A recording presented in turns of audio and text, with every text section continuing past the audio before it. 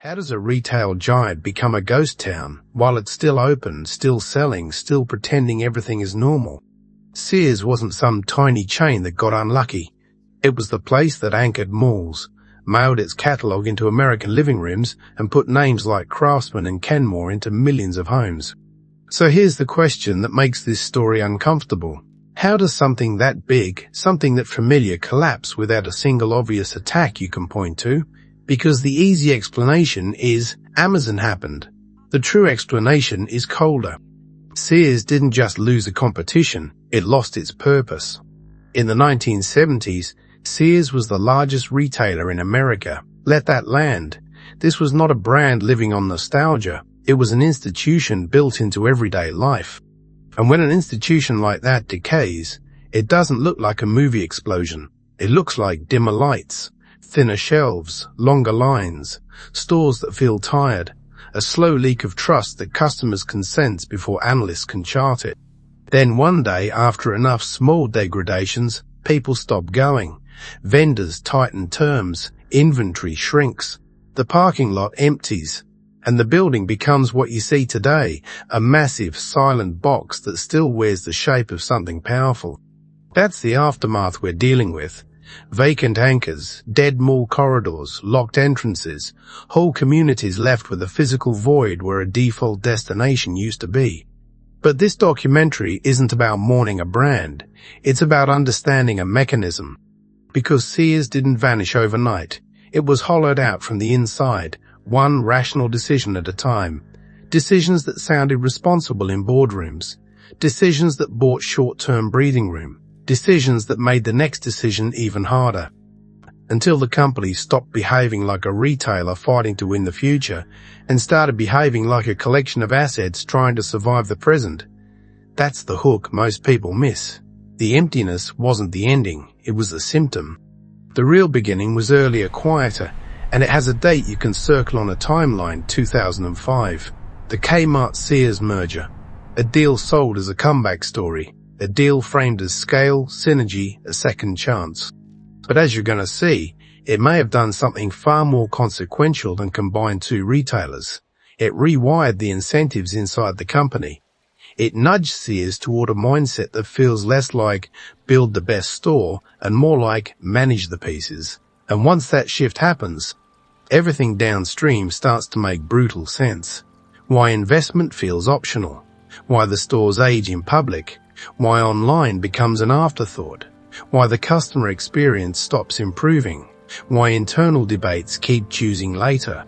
Why the company's strongest assets become the very thing it can't afford to modernize. In this documentary, we're going to go step by step how Sears became untouchable, how the rules of retail changed under its feet, how leadership priorities and incentives reshaped what the company even existed to do, and how in retail the final killer isn't just competition or debt, it's confidence. Vendor confidence, customer confidence, employee confidence. Once that breaks, the spiral accelerates. So before we go back to the beginning, before the catalogs, the mall dominance, the era when Sears felt like a permanent feature of the country, hold on to one idea, because it's the lens for everything that follows. Sears didn't die because people forgot its name. Sears died because the company, piece by piece, lost the ability and eventually the permission to rebuild itself for a new world, quietly, reasonably, and then all at once. Before Sears became an empty shell at the edge of a dying mall, it was something else entirely. It was a default setting. For most of the 20th century, especially in the decades after World War II, Sears wasn't just a big retailer. In the 1970s, it was the largest retailer in the United States. Let that sit. If you needed a refrigerator, you went to Sears. If you needed a lawnmower, a drill, a washing machine, school clothes, a mattress, Sears was already in your head as an option before you even shopped. And it didn't win by being trendy. It won by being dependable in the boring categories that actually matter. A Kenmore appliance that didn't die fast. A Craftsman tool that felt solid. A service and warranty machine that made people feel like the brand would still be there tomorrow. Sears collected trust the way banks collect deposits, quietly through repetition, until that trust felt like part of the landscape. And it had a superpower most retailers never had. It met customers at home. The catalog wasn't just advertising, it was a habit. It trained people to browse, compare, circle, choose and buy, remote shopping at scale before e-commerce was even a normal phrase, which is what makes the full sting. Because when shopping actually went digital, Sears didn't translate that advantage into a modern system. At its peak though, none of that felt possible. Sears was welded into the American mall era. Those anchor stores weren't just big boxes, they were gravity wells. When Sears was strong, malls were strong. When Sears weakened, whole corridors died with it. And from inside Sears, the confidence didn't feel like arrogance. It felt logical. People wanted to see major purchases in person. They wanted to load them into a car, not wait. Buying appliances online sounded ridiculous until it didn't. Because while Sears was busy being the default, the world was quietly rewiring shopping around it. Walmart and Target-style price pressure, Home Depot-style category focus, faster supply chains, and eventually the internet's infinite aisle. And here's the trap Sears couldn't see while it was still winning. Everything that made it dominant also made it heavy in a new era. The mall anchor footprint created reach, but it also created massive fixed costs. The store network built for appliances and tools created complexity that didn't map cleanly onto fast, low-friction online retail. And the early cracks weren't dramatic, they were easy to explain away. Stores that started feeling tired, systems that lagged. Small corners of the experience that got just a little worse each year. When you're a giant, you can survive those cracks for a long time, long enough to convince everyone, including yourself, that nothing is wrong. So if Sears was this embedded, this trusted, this massive, what actually broke it? Not one competitor, not one bad year, a structural shift and a set of decisions that made decline feel reasonable right up until the moment it wasn't. And that's where we go next. The part that makes Sears's collapse feel inevitable in hindsight is this. The rules of retail didn't change slowly, they changed direction. For most of the 20th century, winning meant being close to the customer, being bigger than the guy down the road, and controlling the shelf, location, selection, scale. But by the late 90s and into the 2000s, shopping moved to a different scoreboard. One that didn't care how many square feet you owned. It cared how fast you could deliver, how accurately you could promise what's actually available, how easily a customer could compare prices in seconds, and how frictionless the path was from "I want this" to "it's on the way." The moat wasn't the store anymore, it was the system behind the store, logistics, data, search, convenience, the invisible stuff. Here's what that looks like in real life. A shopper stands in an aisle, pulls out a phone, checks 2 prices, reads a review, and decides before the employee even walks over. Another customer clicks buy at midnight and expects the confirmation to mean the item will really show up on time with no drama. And this is where Amazon becomes more than a competitor. Amazon made speed and ease feel normal. It trained customers to expect checkout to be painless, delivery to be predictable, and selection to feel endless. But this story isn't Amazon killed Sears. It's that the Amazon-style expectation rewired consumer behavior, and Sears's machine wasn't built to meet it consistently. Sears had strengths that mattered in the old era. Appliances, tools, service relationships, a massive footprint. But the new era demanded reliable inventory visibility across stores and warehouses, a modern online experience, and fulfillment that didn't punish the customer with uncertainty. And Sears had a specific problem that became fatal over time. It didn't operate like one clean, unified machine. It behaved like a patchwork of brands, departments, and systems, often not talking to each other smoothly. So customers would hit the kind of small failures that don't sound dramatic, but feel decisive. An item shown online that isn't actually available where you are. A delivery or installation window that's vague. A pickup experience that adds steps instead of removing them. A checkout flow that works but doesn't inspire confidence. Those are the tiny moments where trust leaks out. Now layer on the pressure map. Walmart and Target train customers to expect price efficiency as the baseline. Home Depot and Best Buy made category dominance feel cleaner and more modern. Online players made selection effectively infinite without paying more rent for it. Sears got squeezed from every direction, and here's the brutal part. It wasn't the cheapest, it didn't feel like the most modern specialist, and it wasn't the fastest online. Meanwhile, Sears carried the weight of being an anchor, massive buildings, massive fixed costs, and a business model tied to foot traffic. In the old era, that footprint looked like protection. In the new era, it looked like drag. Because every time the market demanded speed and flexibility, Sears had to fight its own structure first. And the most dangerous position in a rule change is half commitment. Too big to move fast, too slow to build new capabilities, too dependent on yesterday's strengths to admit they're becoming liabilities. The early signs don't look like disaster, they look like reasonable compromises. Store upgrades postponed, systems left to lag, customer friction tolerated because it doesn't show up immediately on a spreadsheet, and because Sears was Sears, it could absorb those compromises for years. That's what makes giants dangerous to themselves.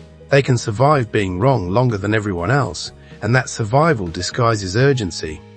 So the question becomes, when a company like Sears realizes the scoreboard has changed, what does it do? Does it pour billions into rebuilding the machine technology, inventory systems, fulfillment, store modernization, while Wall Street still judges you quarter by quarter? Or does it reach for something that feels faster, cleaner, financially smarter? Because that was the fork in the road Sears faced. And the choice it made next wasn't just a strategy tweak. It was a shift from retailer logic to balance sheet logic, a DNA change. It happened in 2005. It was sold as a comeback. And it may have been the moment Sears stopped trying to become the future and started trying to manage its decline. So here's where the story stops being a slow drift and turns into a decision you can put a pin in. 2005, the Kmart-Sears merger. It was sold like a rescue mission. Two household names, one combined empire, scale, synergies, a comeback. The kind of headline that makes people think, okay, this is when they turn it around. But keep one question in your head, because it decides how you hear everything that follows. When two struggling machines fuse together, do you get a stronger engine or just a bigger problem? Kmart was coming out of bankruptcy with new leadership and fresh cash. Sears still had the brands, the customer memory, the mall anchors, the categories people trusted, appliances, tools, home basics. On paper, it looked like a clean trade. Kmart gets credibility. Sears gets a reset. Shareholders hear the familiar language: efficient, streamlined, optimized, value unlocked. But here's the catch that only becomes obvious later. A merger can rebuild a company, or it can rewrite what the company exists to do. And this one didn't just combine two retailers. It shifted Sears' center of gravity. The man most associated with that shift was Eddie Lampert, a finance-driven leader who didn't just see aisles and registers. He saw a portfolio, real estate, brands, cash flows. And yes, deals real estate monetization, asset sales, moves that can create cash and value without fixing the shopping experience. That framing matters because it changes the daily question leadership wakes up asking. In retailer logic, the question is, how do we win customers? In balance sheet logic, the question becomes, what is the best use of these assets? Those sound similar until they aren't. Because winning customers usually requires ugly, expensive reinvestment store remodels, modern inventory systems, staffing, training, a website customers trust, delivery and installation that feels predictable, spending money now to earn trust later. And the first place you can measure the mindset shift is simple, where the money stops going. Unlocking value, on the other hand, tends to reward different behavior cost cuts that improve numbers quickly, moves that look clean on paper, decisions that protect the present even if they starve the future. Customers started to feel the difference in the only place that matters, the stores. When reinvestment becomes optional, retail starts showing bruises. Tired lighting, thinner labor, less inventory depth, a shopping experience that feels like it's running on minimum power. That's why this merger is such a dangerous turning point. It created a company that could tell itself it was being smart, while getting worse at the one-job retail can't outsource, making the customer's life easier. It also hardened the patchwork problem. When a business is run more like a collection of parts than one unified mission, the internal gravity shifts. Instead of one all-in rebuild plan, you get competing priorities. Capital gets rationed, projects get delayed, and the customer doesn't care about your internal logic. They only experience the output, whether the store feels alive, whether the shelves are full, whether online feels reliable, whether pickup and delivery feel certain. Sears still looked massive after 2005. The name was still famous. The footprint was still huge. But underneath, the incentives were changing. And once incentives change, outcomes follow, even if nobody admits it out loud. That's the reason I keep using the word oxygen. After 2005, Sears had limited oxygen, and every major decision shows where it went. Did it pour that oxygen into becoming modern? Or did it start treating the future like something to postpone while the present was harvested? Because the next chapter is where this merger stops being a headline and becomes a mechanism, where you can watch, step by step, how a retail giant can still look enormous while it's being hollowed out from the inside. After the 2005 merger, Sears didn't immediately collapse. That's what made the next phase so dangerous.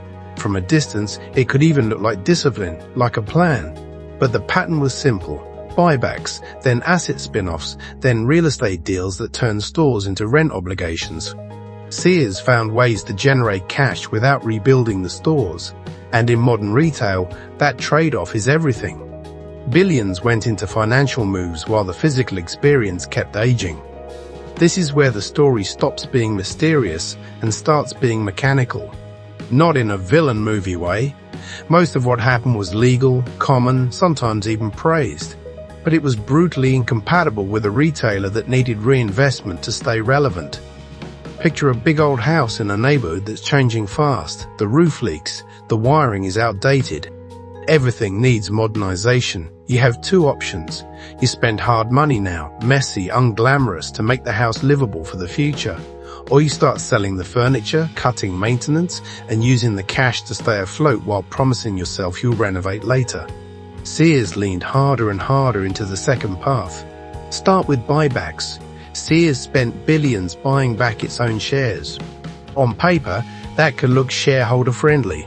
But in a retail war where the battlefield is experience, logistics, systems and speed, buybacks make one thing better, the stock math.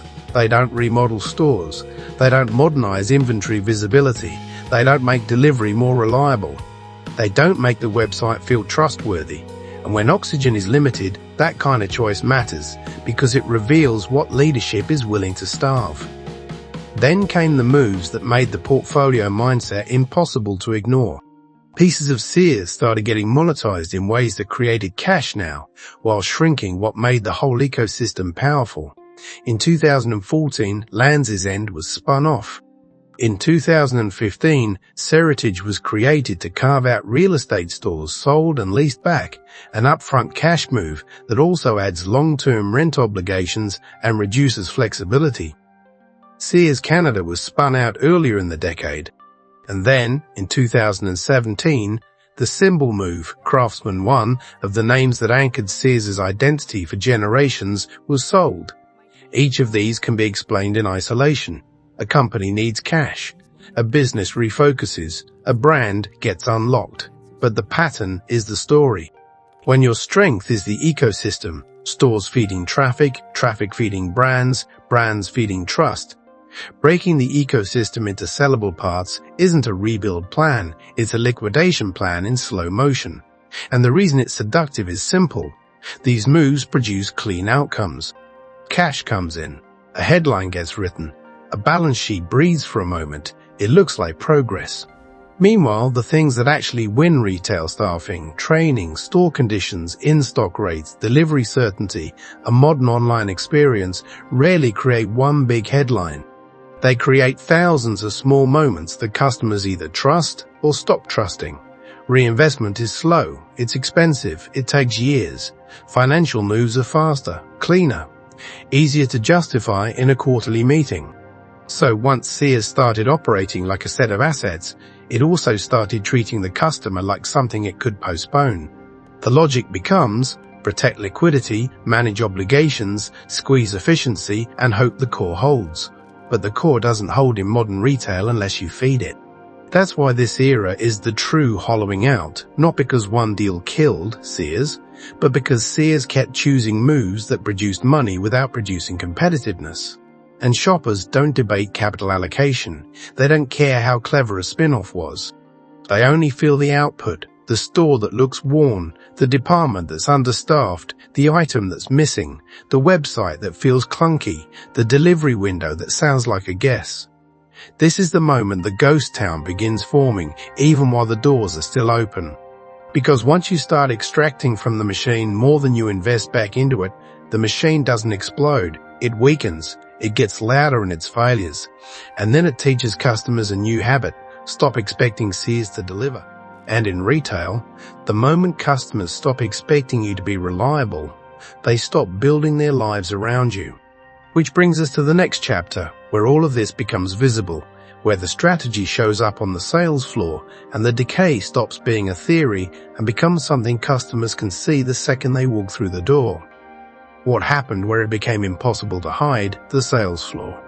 You can defend buybacks with clean spreadsheets. You can justify asset deals with tidy logic, but you can't spreadsheet your way out of what a customer feels the moment they walk into a store. And by the early to mid-2010s, that feeling captured in store photos and one-star reviews and echoed by exhausted employees was starting to turn Sears into a warning sign. Not everywhere all at once, but often enough that the brand's core promise began to crack.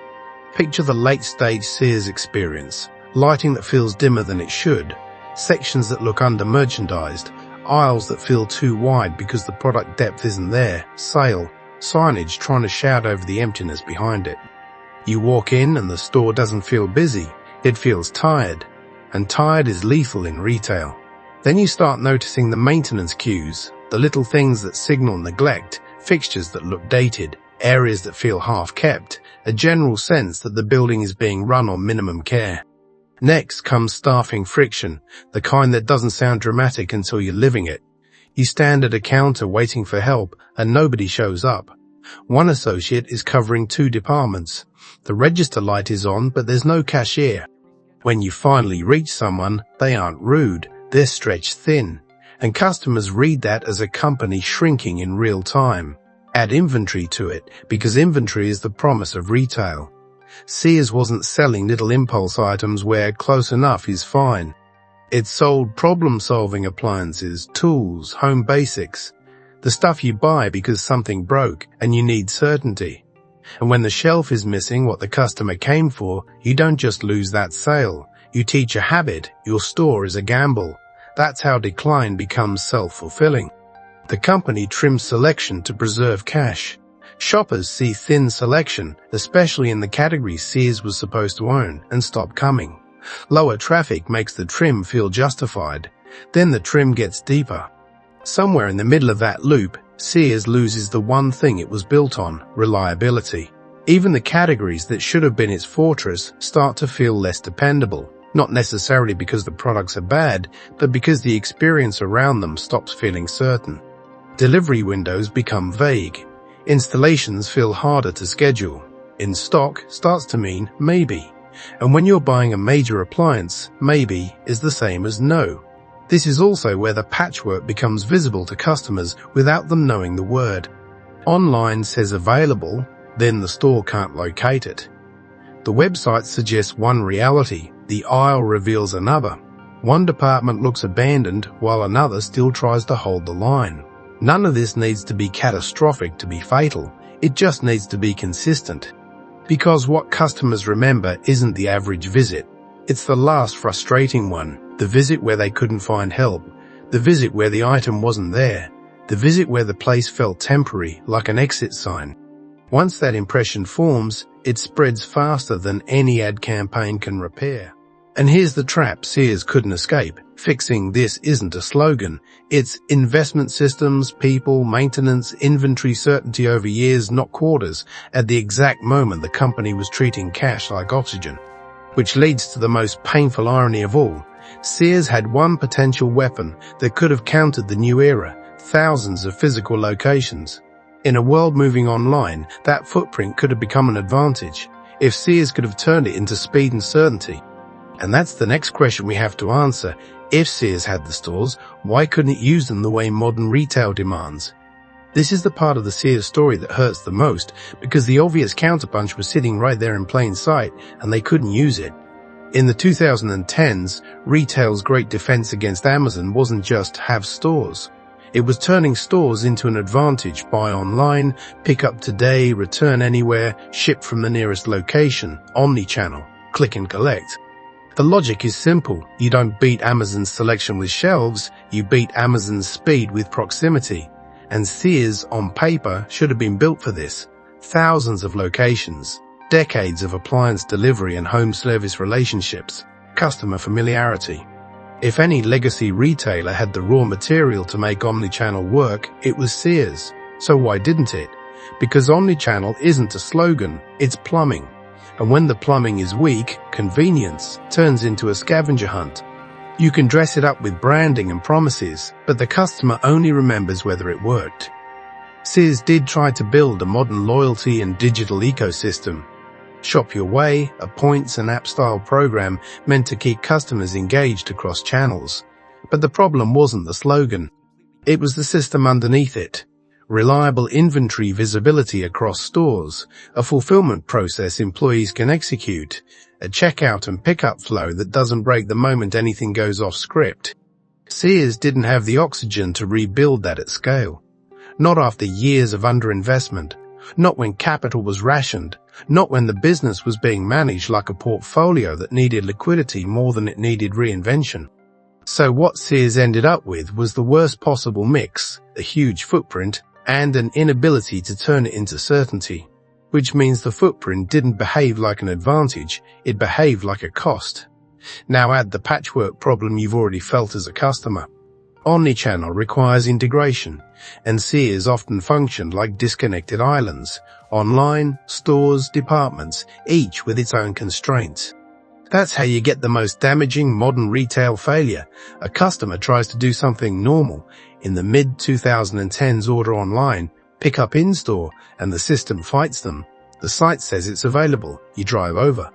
The employee prints something, disappears to the back, comes back empty-handed.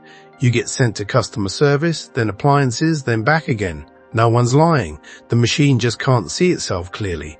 And the customer leaves with a new habit. Don't risk it. That moment matters because omnichannel is about habit. Once someone learns pickup works at one retailer, they stop experimenting with pain elsewhere. This is also where Sears' legacy strength became a disadvantage. Appliances and home services aren't like shipping a t-shirt. They require scheduling, installation coordination, delivery windows, and confidence. If your system can't make those promises reliably, customers don't try again. They go to the retailer that feels certain. Meanwhile, competitors were turning their stores into fulfillment nodes, dedicated pickup workflows, tighter inventory accuracy, faster store-level processing, until buy online, pick up today stopped being a bonus and became an expectation. Sears couldn't fund that transformation at scale, so it wasn't competing in the same game anymore. It was trying to keep up in a new era with an old machine and no oxygen to rebuild it. And once the 2010s made omnichannel the baseline, the decline accelerates in the way retail always accelerates, through confidence. Vendors start tightening terms. Shelves thin out, customers sense instability, and the end comes faster than anyone wants to admit.